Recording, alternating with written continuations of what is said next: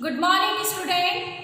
Today we are start our new chapter number 2, the role of the government in health. It's my lecture number 1st and class also 7th. Health के नाम से हम क्या समझते हैं? Normally health जहाँ भी हम बोलेंगे हम सोचते हैं क्या हम फिट हैं मीन्स हमें कोई बीमारी नहीं मीन्स हम हेल्दी हैं, और अगर हमें कोई बीमारी है मीन्स हम अनहेल्दी हैं, यही समझते हैं ना हेल्थ से। इसके अलावा हमने और कभी इसके और कहीं किसी पहलू के बारे में सोचा है क्या? नहीं। तो आज हम हेल्थ के बारे में ही डिटेल में जानते हैं, ठीक है। सबसे पहले देखते हैं हेल्थ क्या है। Health can be defined as our capability to remain free of illness and injuries. Means capability है हेल्थ हमारी किससे फ्री रहने की? बीमारियों से, या हमें चोट लगने से, दूर रहने से, चोट ना लगे या हम बीमार नहीं हो उनसे हम फ्री रहें, उसे हेल्थ के रूप में डिफाइन कर सकते हैं। बट क्या हेल्थ इतने से में ही सीमित हो जाता है हेल्थ वर्ड? इसके और भी कुछ पहलू हैं। कैसे पहलू हैं थोड़ा सा हम डिस्कस करते हैं। हेल्थ में यह सब भी इंक्लूड है। First, clean drinking water. हम जो भी पानी पी रहे हैं वो कैसा होना चाहिए? साफ होना चाहिए ताकि हम हेल्दी रह सकें। Second, pollution free environment. हमारा जो एनवायरनमेंट है कैसा होना चाहिए? हेल्दी होना चाहिए, मीन्स पॉल्यूशन फ्री होना चाहिए, ठीक है। Adequate food to eat. जितना भी खाना हम खा रहे हैं वो एक बैलेंस्ड डाइट के रूप में होना चाहिए, पर्याप्त भोजन हमें अवेलेबल होना चाहिए। And fourth, proper living condition. हम जहाँ रह रहे हैं वो कंडीशन कैसी है?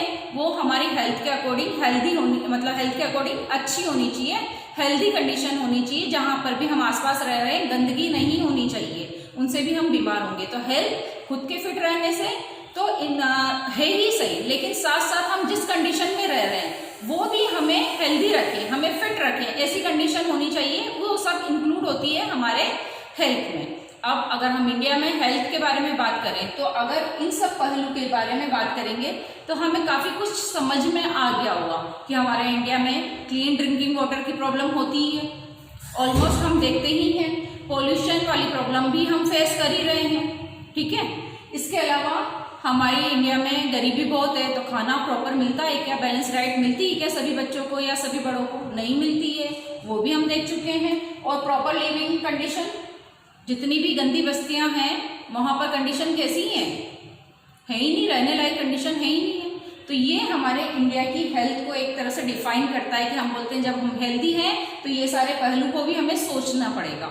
और इस लेसन में हम इसी सब के बारे में बात करेंगे, लेकिन इसके लिए हम थोड़ा सा एक टेबल के थ्रू इसको समझने की कोशिश करते हैं।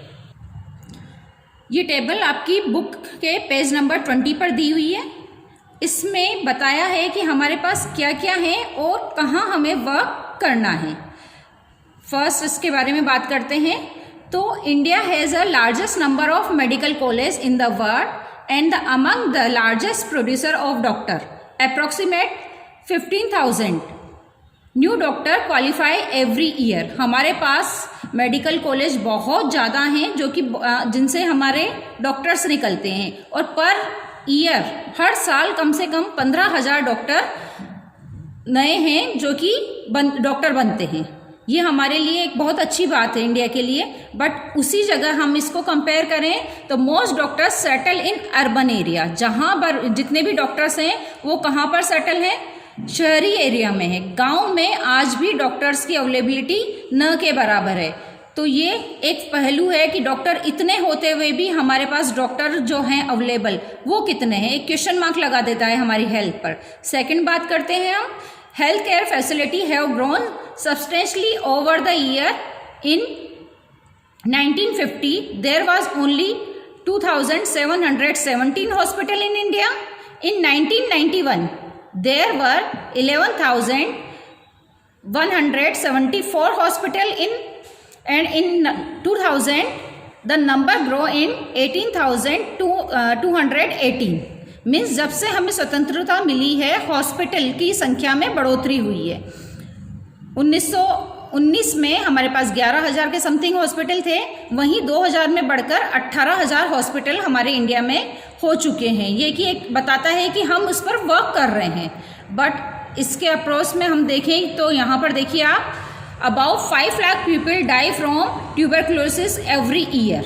कम से कम 5 लाख लोग जो हैं वो टीबी की जो बीमारी है उससे पर ईयर मर जाते हैं। इसके अलावा जो मलेरिया है वो अभी तक वैसा का वैसा ही है। जब से हमें इंडिपेंडेंस मिली है, स्वतंत्रता मिली है, उससे अभी तक मलेरिया का रेशो, मलेरिया से बीमार होने वाला रेशो वो का वो ही है। हमने उस पर कोई वर्क अभी तक इम्प्रूवमेंट नहीं किया है।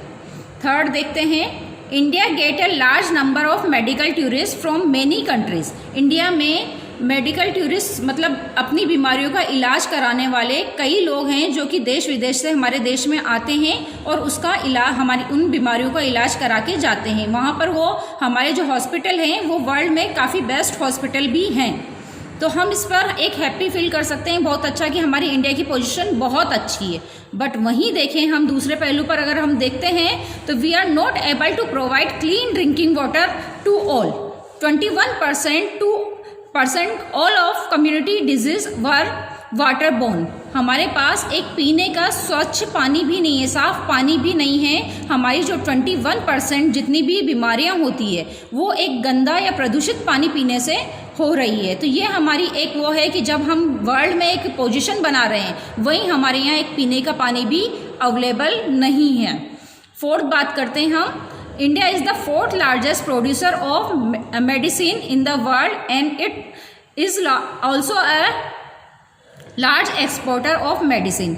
हमारे जो इंडिया में है ये 4th नंबर पर आता है मेडिसिन बनाने में, मीन्स दवाई बनाने में इंडिया 4th नंबर पर है वर्ल्ड में। यहाँ पर इतनी दवाई बनाई जाती है। इवन अभी कोरोना हुआ है देन हमने यहाँ से मेडिसिन बनाकर अमेरिका या सभी देशों को जो भी थी वो मेडिसिन भी अवेलेबल करवाई हैं। तो हम यहाँ पर बहुत अच्छी पोजीशन पे है। बट वहीं हमारे देश की अगर पोजीशन देखें तो half of the children in India do not get adequate food to eat and are undernourished. Means हमारे जितने भी बच्चे हैं उनको एक पर्याप्त खाना तक अवेलेबल नहीं हो पा रहा कि वो इजीली खाना अवेलेबल हो या पोषण के साथ उन्हें पूरा खाना अवेलेबल हो, जिसे हम बैलेंस डाइट कहते हैं, वो तक भी उन्हें अवेलेबल नहीं है।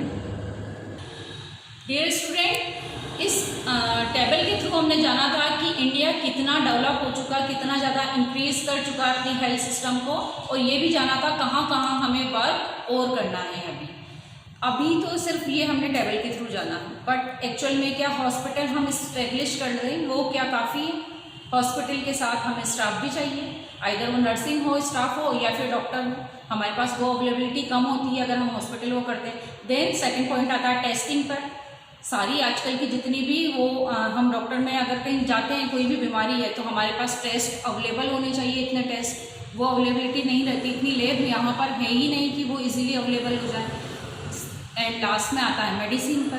कई बार जब ये सारी प्रोसेस हो जाती है तो मेडिसिन नहीं मिल पाती है, जो मिलती है वो उसकी कॉस्ट बहुत ज़्यादा होती है। तो ये सारे ही फैक्टर हैं जो कि हेल्थ के अंदर आते हैं, हेल्थ में इंक्लूड है, जिस पर हमें सभी पर मिलकर एक साथ काम करना पड़ेगा, तभी हमारा हेल्थ सिस्टम इम्प्रूव हो पाएगा। बट एक्चुअल में होता क्या है, इसको थोड़ा सा स्टोरी के थ्रू जानते हैं। आपकी बुक में एक स्टोरी दी हुई है डाउन साइड पर, पेज नंबर 21 पर, मोहम्मद शेख की, हमीद शेख की स्टोरी दी हुई है। वो ट्रेन से जा रहे थे और बैलेंस बिगड़ने के कारण गिर गए ट्रेन से, और उन्हें काफ़ी गंभीर चोट आई थी। चोट आने के कारण वो वेस्ट बंगाल के रहने वाले थे, कोलकाता गए और वहाँ के एक गवर्नमेंट हॉस्पिटल में उन्हें रेफ़र किया गया, वहाँ ले जाया गया। वहाँ ये बोलकर मना कर दिया गया कि यहाँ पर बेड नहीं है, मीन्स कोई भी बेड खाली नहीं है जिस पर उन्हें रखा जा सके और ट्रीटमेंट दिया जा सके। नेक्स्ट हॉस्पिटल में गए, वहाँ पर ये बोल दिया गया कि यहाँ पर बेड वगैरह तो है बट डॉक्टर की फैसिलिटी नहीं है जो इमीडिएटली आपका ट्रीटमेंट दे सके। इस तरह से वो इसी गंभीर हालत में कई हॉस्पिटल घूमे हैं, 7 से 8 हॉस्पिटल वो सर्च किया है। उसके बाद उन्होंने एक प्राइवेट हॉस्पिटल में उन्हें रखा गया, जहाँ की उन्हें इलाज के लिए काफ़ी पैसा देना हुआ। काफ़ी पैसा खर्च करने के बाद वो ठीक हुए। जब वो ठीक हुए उन्होंने खुद में विचार किया कि ये क्या सही है, हम 8 हॉस्पिटल, एक बीमार, जब हमें बहुत ज़्यादा गंभीर चोट आई है और हम वहाँ भटक रहे हैं, करीब 14 घंटे तक वो सर्वाइव करते रहे उसी पोजीशन में, तब जाके उन्हें इलाज मिला। और इलाज मिलने के बाद भी क्या हुआ कि बहुत ज़्यादा उनका पैसा उस पर इन्वेस्ट करना पड़ा, खर्च करना पड़ा उन्हें वहाँ पर। तो ये क्वेश्चन मार्क बनाता है हमारे हेल्थ सिस्टम पर कि जो है क्या वो काफ़ी है या हमें वर्क करना है, और वर्क भी करना है तो किस लेवल पर कितना वर्क करना है। आगे इसी टॉपिक में इन सब के बारे में जानेंगे। Have a nice day.